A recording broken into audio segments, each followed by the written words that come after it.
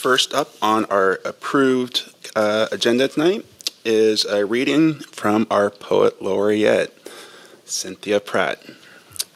I just want to say how great it is to see you, Cynthia. You look wonderful. Thank you.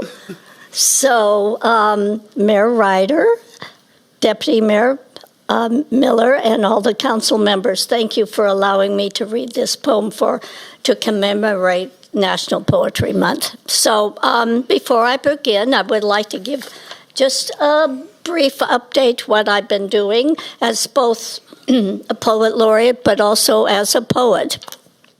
The first poem I read for you when I first was appointed a poet laureate was called Forest Walk. And so I took a chance and submitted it to Blue Heron Review. It got accepted. So that is in issue 17 of 2023.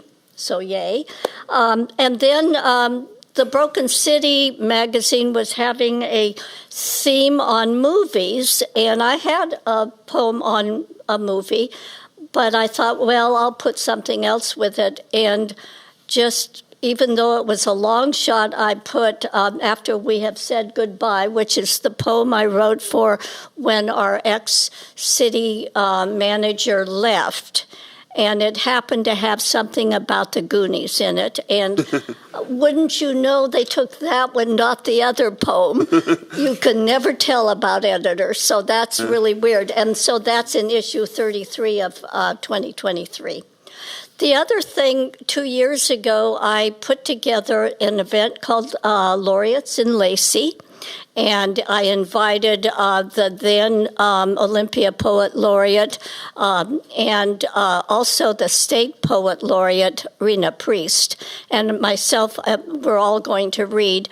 As it turns out, the event went on, but I ended up in the hospital, so someone read my poems. So fast forward, this was at St. Martin's, who provided a room for us, by the way. So fast forward to last month, I was standing in line with my Lacey Loves to Read book by the author to get it signed, and somebody was there helping and recognized me and said, I wish you would do that again, only this time be there, of course. She didn't quite say it that way, but yeah, okay. And I said, I would love to, so although this is just in the very beginning stages, I'm looking at putting together something called Lacey Loves Laureates, and this time maybe having it in the train depot room there. And so stay tuned. I have not figured out all the ramifications about sound systems and things yet, but that's what I'm hoping. And I'm hoping the city, once I formed it up better, they would be willing to put it in the newsletter, which advertising would help. So thank you. So I'm going to begin with a poem, and I had been thinking about how I could write this, and I had been writing a lot of poems about different things, but a lot about love in general, and all those ramifications. And so think about that. When you love someone, you love them pretty much totally, even with their little foibles and things that irritate you, right? So, and I thought, well, I would love to put that word in this title and see what I could come up with. So that's what my poem is about. And I'm going to just unclip this here.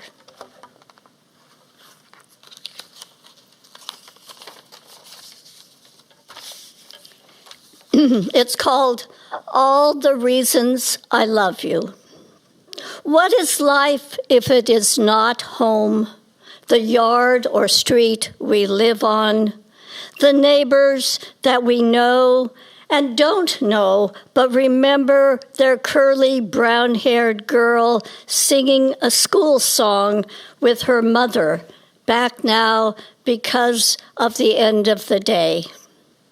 What is life if it isn't the cherry trees in full bloom around the corner from our street? Or that noisy muscle car, the driver's too fast, and you worry about the child not paying attention to her whereabouts.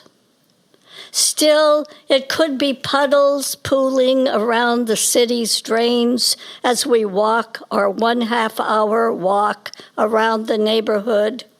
Hard rain not discouraging us, but a reminder that even uninvited, the dampness soaks into watercourses below our feet. Even the engineers balance the good with the bad, because water is ambrosia as we turn on our taps.